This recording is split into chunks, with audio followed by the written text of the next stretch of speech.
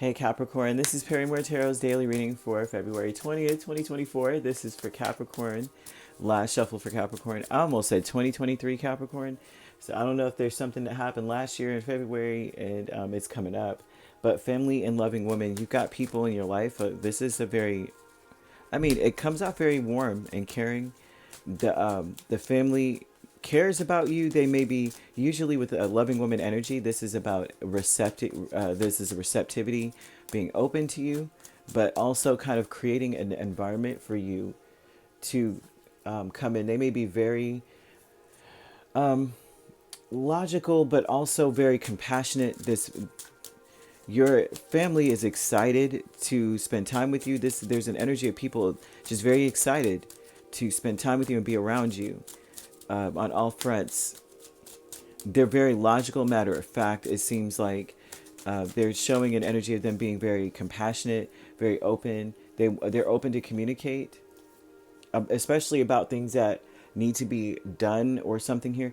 They're open to a new way of approaching situations here. So if you are dealing with your family, say you are in a home environment, you live with your family, say you're not like, even if you are single or like, you have your relatives or such, there's an energy, or this could be work family too. However, family, family constructs are so different for everyone, but it's still the same. These are people that we care about and we depend on, and you depend on them and such. This energy is like they're open to new ways to act or work on something. They want to they have a strategy, and they're open to new ways to do it, and different strategies is what I'm seeing. The loving woman, because you have the Queen of Cups, the King of Swords, Eight of Wands, and the Ace of Pentacles, and those are all this vibe of like, yeah, I'm good, whatever you think is best, like, let's see if it works. Like, what I'm saying, they're in this energy of like, let's see if it works. I'm not smarter than the average bear, and neither are you, so let's figure it out. We could probably find something together. The loving woman is the Star and the Page of Wands, and so this is an energy of a person who is very hopeful, but they're also very healing and excited.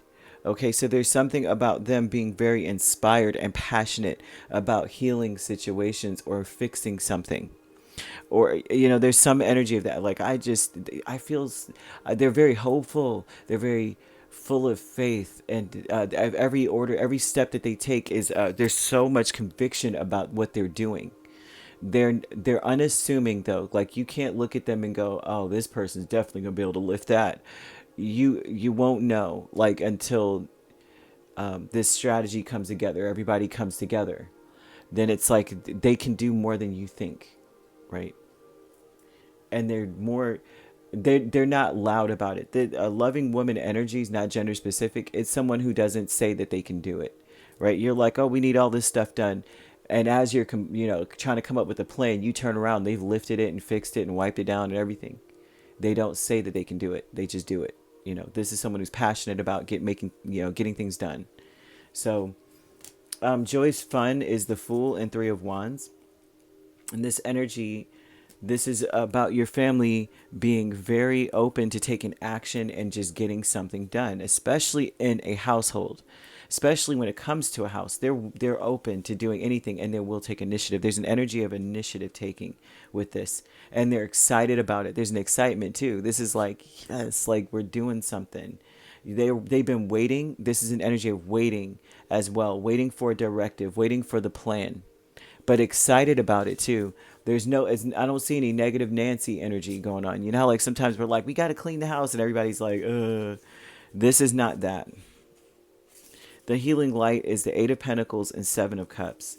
The healing light, the issue with this family is they realize that everyone kind of works on their own. They're all, like everybody's independent of each other. They're codependent, yet independent. Because if this needs to be healed, that means that there's that everything that everyone does is on purpose to establish an independence, not realizing that you can be independently codependent. It's not a negative codependency. Everybody hears codependent and is like, oh my gosh, it's so it's so toxic. And it's like, in families there is a level of codependency, and not in a way where it's like, I can't live if that person, I mean, if your baby doesn't eat, it's going to cause some distress in your life. I mean, there's nothing wrong with that. It's not toxic, you know what I mean? And so there's something here about everyone kind of wanting to establish that I am independent of another person. I don't want you to feel like I'm depending on you. Like, I don't want to become a burden to you. Like, that is where this is coming from. And everybody heals that by realizing it's not a burden. Like, living and breathing is not a burden. And needing someone else's help is not a burden. And everybody seems to be in this beautiful energy of healing and forgiveness. Like, I get it. I get it. Like, we're here, you know, like, we just need to work smarter, not harder, right? And so everybody realizes that there's a lot of confusion between, and blurred lines between codependency and just independence. You know, it's like you're breathing on your own. Just because somebody brought you a plate doesn't mean you're codependent on them. It's very funny to me how people use these terms interchangeably in the world to break down the systematically break down the family unit. Like, oh, you shouldn't be codependent on somebody. It's like, what else are you supposed to do, right? We're dependent on each other to survive. What is the point? You know what I mean? It just gets on my nerves to no end, because it looks like a family dynamic in your situation may have suffered from this, you know, but it's not any longer. It seems like people are healing from this.